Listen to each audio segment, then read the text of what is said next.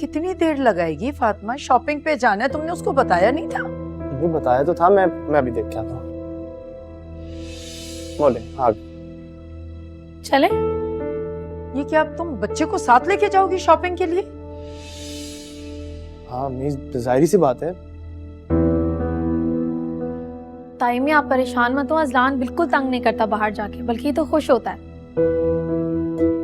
भाई तुम इसको शाहीन के पास छोड़ो, हम शॉपिंग करने जा रहे हैं शादी के लिए, कोई मजाक नहीं है शादी की शॉपिंग करना।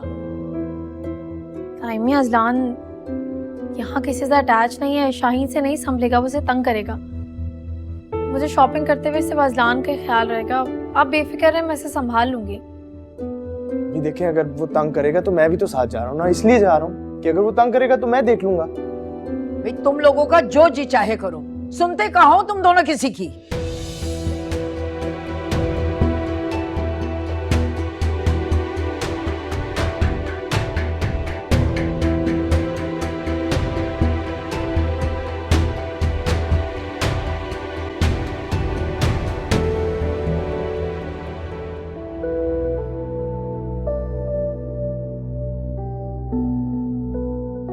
अनिका, बाहर आओ, बात सुनो। अनिका, अनिका तुम्हें सुनाई नहीं दे रहा? बाहर आओ।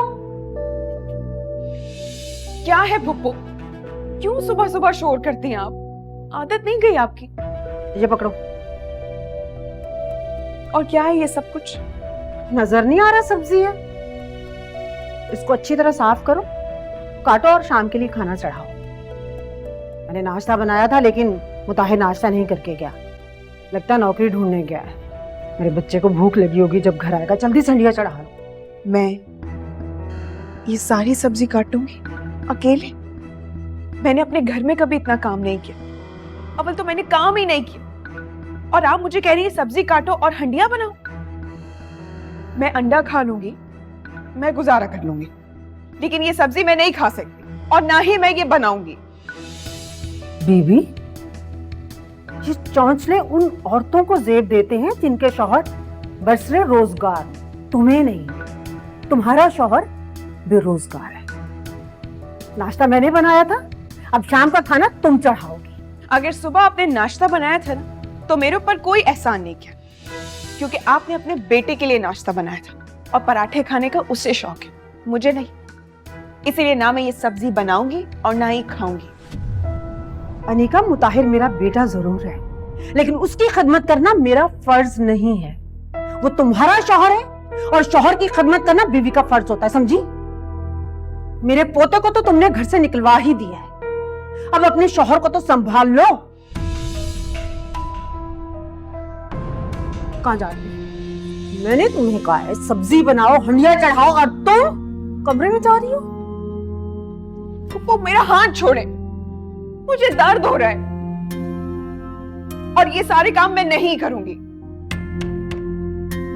जिसको खाना है वो खुद बनाए। दिल तो चाहता है इस लड़की का मुंह तोड़ दो। तमीज, तमीज नाम की चीज नहीं है।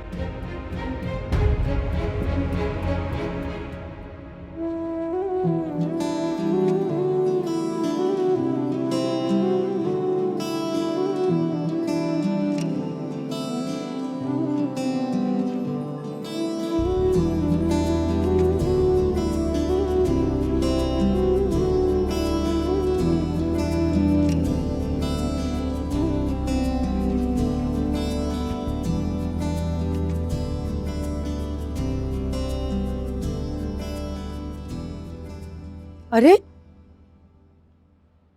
तबस्सुम, तुम अरे नसरीन, कितने दिनों बाद नजर आई हो, कहाँ गायब रहती हो? भाई गायब मैं नहीं होती, गायब तुम होती हो। अब वैसे तुम्हें 6-6 महीने फोन ना करो ना, तो तुम भी फोन नहीं करती। जब भी करती हूँ मैं ही फोन करती हूँ। अच्छा ये बताओ, मैंने सुना है उमैर की शादी कर रही हो, महविश बता रही थी। हाँ बिल्कुल सही सुना है तुमने, उमैर की ही शादी की शॉपिंग के लिए तो निकले हुए हैं हम लोग। अस्सलाम वालेकुम आंटी, क्या हाल है? वालेकुम अस्सलाम।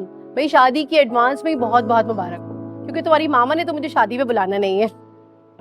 अरे तबस्सुम क्या बताऊं मैं, बस बहुत सादगी से हम लोग शादी कर रहे हैं और थोड़े से लोग बुलाए हैं।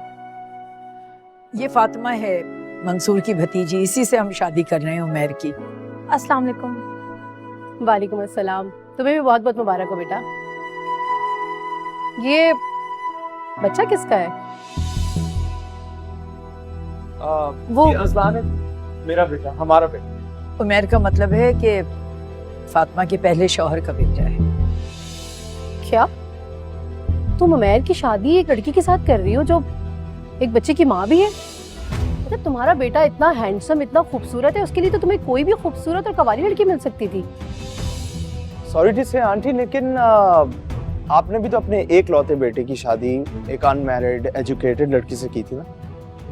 उसके बाद क्या हुआ? शादी के कुछ चंद महीनों के बाद ही वो आपके बेटे को लेके यहाँ से चली गई। अगर आपने एक अच्छे अखलाक की लड़की से शादी करवाई होती ना अपने बेटे की, तो आज आप इस तरह अकेली ना होते। चले फातिमा, शॉपिंग करनी हो।